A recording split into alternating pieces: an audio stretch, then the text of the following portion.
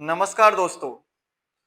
आशा करता हूँ सभी अच्छे होंगे और अपनी पढ़ाई को बेहतर तरीके से निरंतर कर रहे होंगे।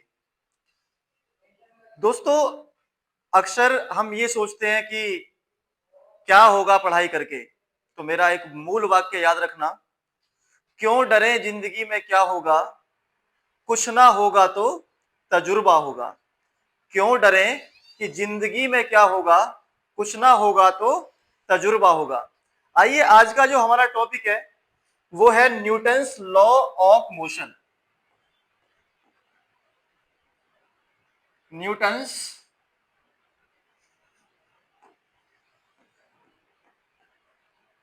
न्यूटन्स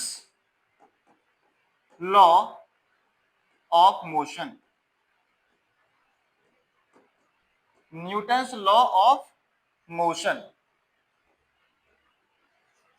बेटा, ये जो लॉ हमारे पास में होते हैं, ये 3 टाइप्स के लॉ होते हैं। न्यूटन सर ने आपको 3 लॉ दिए। कितने लॉ दिए?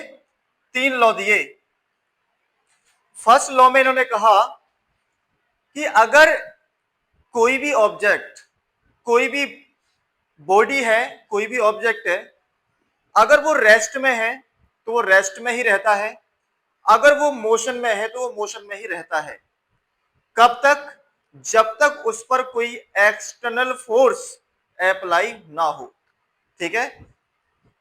इफ इसके फर्स्ट लॉ की हम बात करेंगे। Newton's Newton's Newton's first law of motion. Newton's first law of motion. Newton का फर्स्ट लॉ क्या कहता है? अगर कोई ऑब्जेक्ट मोशन में है तो वो मोशन में ही रहता है, अगर कोई ऑब्जेक्ट रेस्ट में है तो वो रेस्ट में ही रहता है, जब तक उस पर एक एक्सटर्नल फोर्स अप्लाई ना हो। और इस लॉ को हम लॉ ऑफ इनर्शिया के नाम से भी जानते हैं। इस लॉ को एक दूसरा नाम भी आप यहां पर देंगे, law of inertia. Law of inertia. ठीक है। If any object if any object is in rest or motion, remains rest or motion until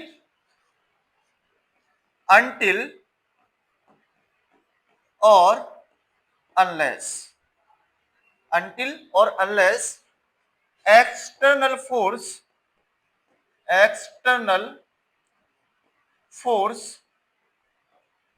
applied on it। यानी अगर कोई ऑब्जेक्ट रेस्ट में है तो रेस्ट में ही रहता है, अगर कोई ऑब्जेक्ट मोशन में है तो वो मोशन में ही रहता है, जब तक उस ऑब्जेक्ट पर एक एक्सटर्नल फोर्स अप्लाई नहीं होता है। ठीक है। अगर हम इसके एग्जांपल्स की बात करते हैं, एग्जांपल्स, इसके एग्जांपल्स क्या क्या हो सकते हैं? देखिए, जैसे अगर एक बस में बैठा कोई भी ट्रेवलर है, कोई भी यात्री है, बस के अचानक रुक जाने पर वह पीछे की ओर झुक जाता है और बस के अचानक चलने पर वह आगे की ओर झुक जाता है। तो ऐसी कंडीशंस में हम अप्लाई करते हैं Newton's first law of motion को। ठीक है। यानी अगर हम यहां पर बात करते हैं कि ऐसी कोई भी कंडीशन जिसे आप करना नहीं चाहते, बट वो आपके साथ हो जाती है।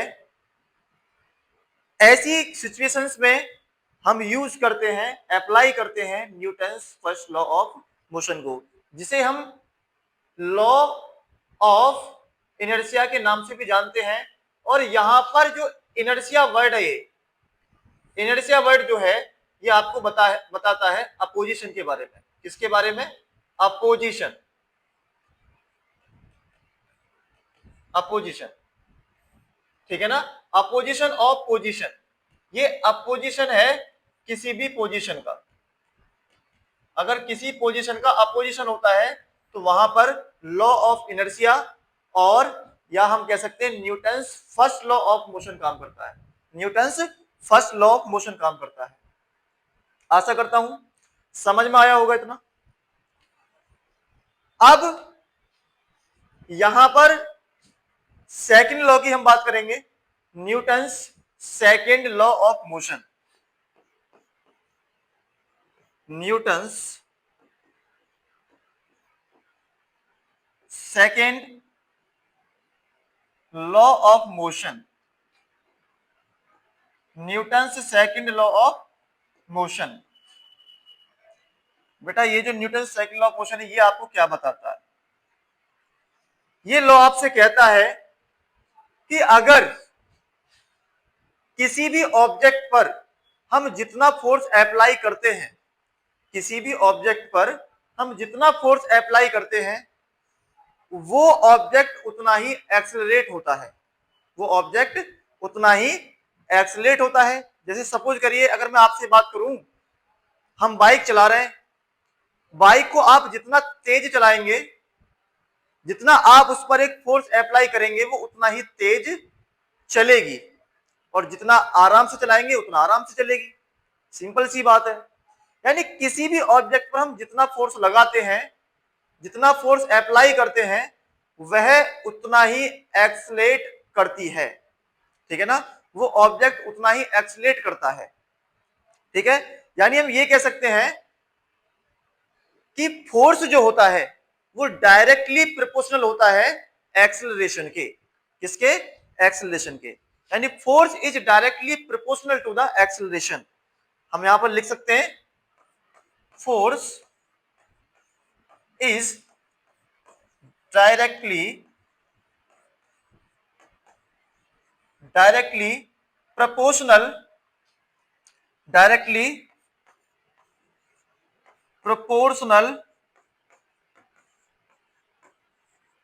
to an acceleration,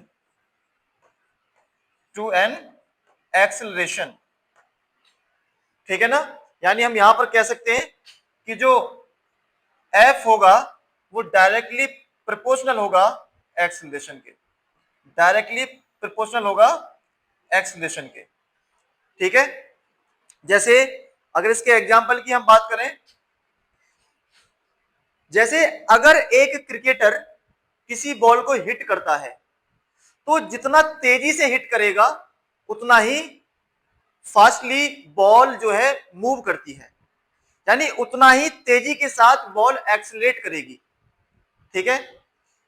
अब इसी तरीके से अगर हम फील्डर की बात करें तो फील्डर जब बॉल को कैच करता है तो वो अपने हैंड्स को पीछे की तरफ खींचता है। ठीक है? तो ये जो कंडीशन यहां पर क्रिएट होती है, ठीक है, बॉल और हैंड्स के बीच में, तो वहां पर अप्लाई होता है Newton's second law of motion. Newton's second law of motion यानी किसी ऑब्जेक्ट पर हम जितना फोर्स लगाते हैं वह ऑब्जेक्ट उतना ही एक्सेलरेट करता है। यानी force is directly proportional to the acceleration. अब यहां पर जो ये एक्सेलरेशन का साइन है, यहां पर जो ये एक्सेलरेशन का साइन है,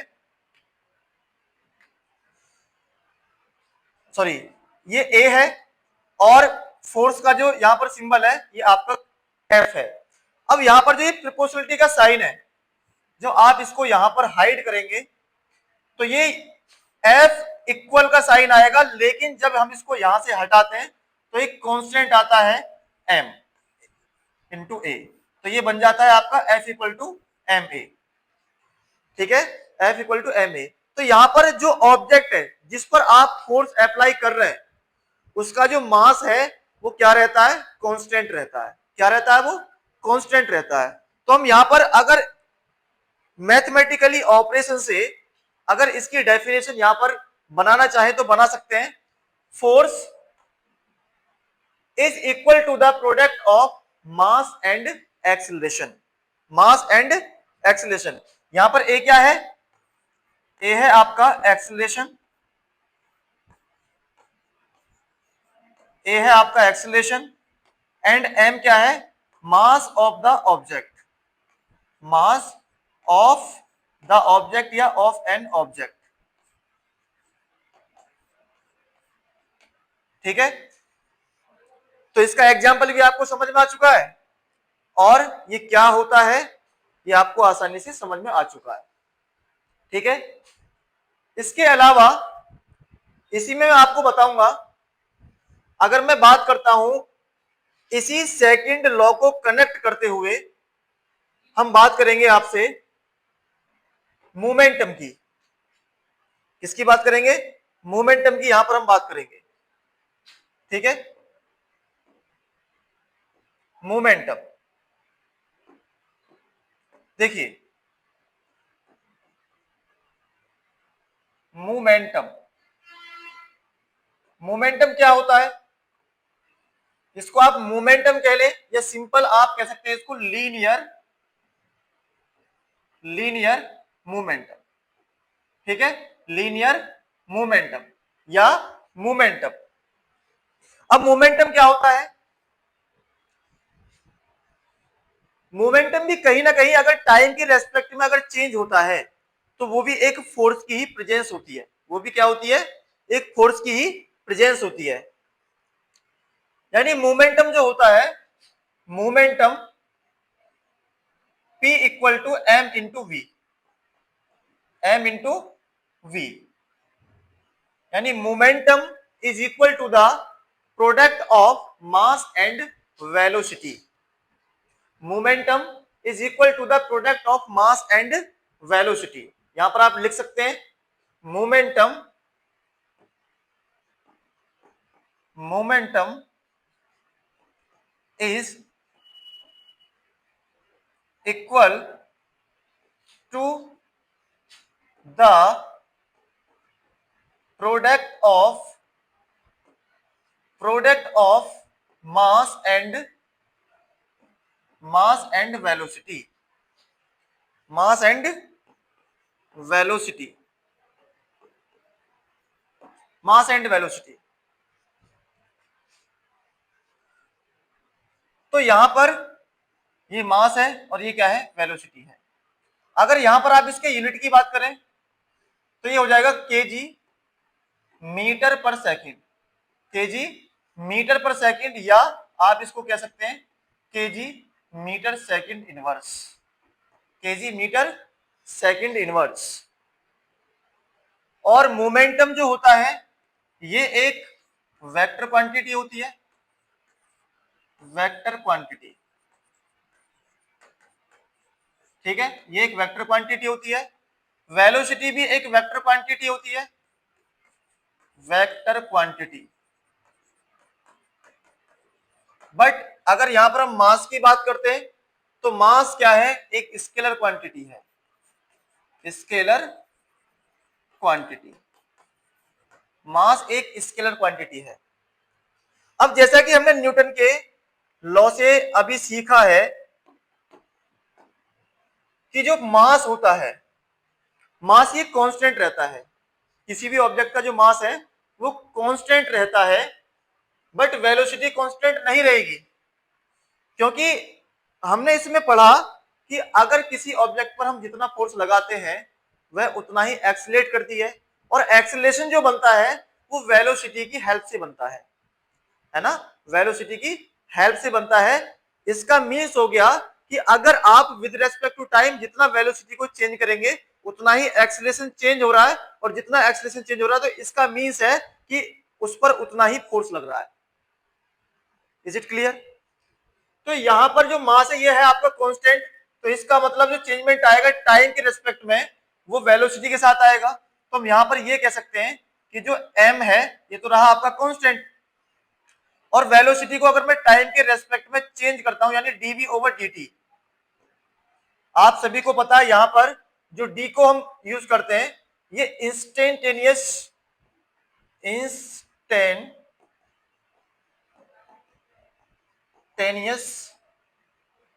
टाइम के लिए यूज करते हैं, यानी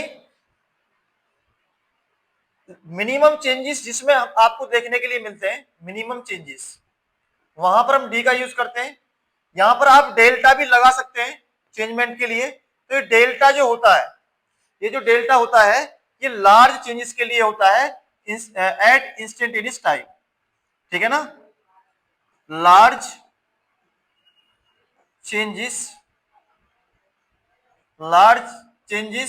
एट इंस्टेंटेनियस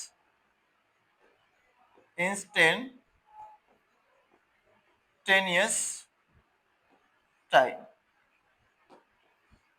ठीक है ना। इंस्टेंटेनियस टाइम पर जो लार्ज चेंजेस होते हैं वहां पर हम डेल्टा का यूज करते हैं, और इंस्टेंटेनियस टाइम पर जहां पर मिनिमम चेंजेस आपको देखने के लिए मिलते हैं वहां पर हम डी का यूज करते हैं। तो मैं मिनिमम चेंजेस के लिए ले रहा हूं यहां पर, ठीक है ना। इंस्टेंटेनियस टाइम पर मिनिमम चेंजेस के लिए हम डीवी ओवर dt यूज कर रहे हैं। जब इसमें चेंजमेंट हो रहा है तो यहां पर जो आपका मोमेंटम है उसमें भी चेंजमेंट होगा टाइम के रेस्पेक्ट में। अब आप जानते हैं कि ये dp ओवर dt है, dp ओवर dt है, और ये आपका m है, और dv ओवर dt क्या होता है, dv अपॉन dt क्या होता है, यानी dv का मीन्स है change in velocity upon change in time, change in velocity upon change in time, तो इसको आप बोलते हैं एक्सीलरेशन। जब ये ma यहां पर आ गया तो क्या मैं इसको f के इक्वल नहीं लिख सकता, क्योंकि ये f के इक्वल होता है, क्योंकि ये f के इक्वल होता है, तो हम यहां पर ये कह सकते हैं कि dp over dt, dp over dt, ठीक है। यानी force is equal to the rate of change in momentum is called force. ये भी एक फोर्स की डेफिनेशन यहां से आप फाइंड आउट कर सकते हैं, ठीक है। तो मोमेंटम आपको इसमें समझ में आ चुका है, क्योंकि अगर हम किसी ऑब्जेक्ट पर जितना फोर्स लगाते हैं वो उतना ही मूवमेंट करती है, इसलिए मैंने यहां पर आपको मूवमेंट को समझाना भी उचित समझा है, ठीक है। इसके बाद बेटा हम बात करेंगे थर्ड लॉ की। किसकी बात करेंगे, थर्ड लॉ की, न्यूटन्स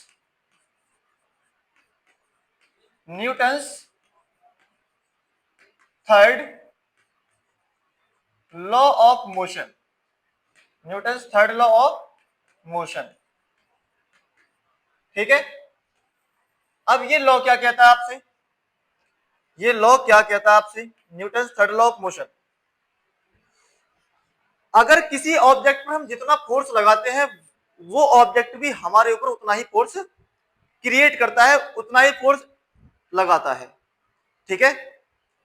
यानी हम कह सकते हैं for every action there is equal to the opposite reaction, यानी प्रत्येक क्रिया के बराबर विपरीत दिशा में प्रतिक्रिया होती है, प्रत्येक क्रिया के बराबर विपरीत दिशा में प्रतिक्रिया होती है। हम यहां पर लिख सकते हैं इसको,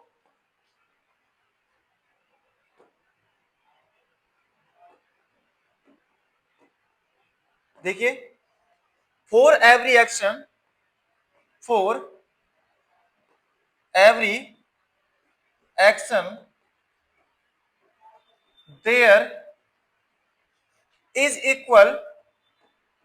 there is equal to the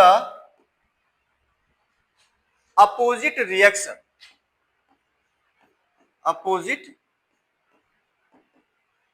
reaction is equal to the opposite reaction, प्रत्येक क्रिया के बराबर विपरीत दिशा में प्रतिक्रिया होती है। For every action there is equal to the opposite reaction. जैसे हम अर्थ पर खड़े हैं, ठीक है, तो अर्थ भी हमारे ऊपर एक रिएक्शन लगा रही है, एक रिएक्शन फोर्स लगा रही है, ठीक है, जिसकी वजह से हम अंदर की तरफ मूव नहीं कर रहे हैं। किसी भी ऑब्जेक्ट पर हम जितना फोर्स लगाते हैं वो ऑब्जेक्ट भी हमारे ऊपर उतना ही फोर्स लगाता है, ठीक है, तो ये जो लॉ है ये है आपका न्यूटन का third law, Newton third law of motion. आशा करता हूं कि तीनों के तीनों लॉज आपको समझ में आए होंगे, ठीक है ना, तीनों के तीनों लॉ आपको समझ में आए होंगे। तो इस क्लास में हम इतना ही रहने देते हैं, इसमें हमने कंप्लीट किया है न्यूटन के तीनों के तीनों लॉज जो भी होते हैं, जो भी आपको डिस्क्राइब करते हैं, ठीक है, वो हमने सारा इसमें स्टडी किया है। आशा करता हूं क्लास आपको पसंद आई होगी। अगर क्लास आपको पसंद आई है तो वीडियो को लाइक करें, शेयर करें, सब्सक्राइब करें और ऑल नोटिफिकेशन के बेल आइकन को जरूर जरूर प्रेस करें। Thank you.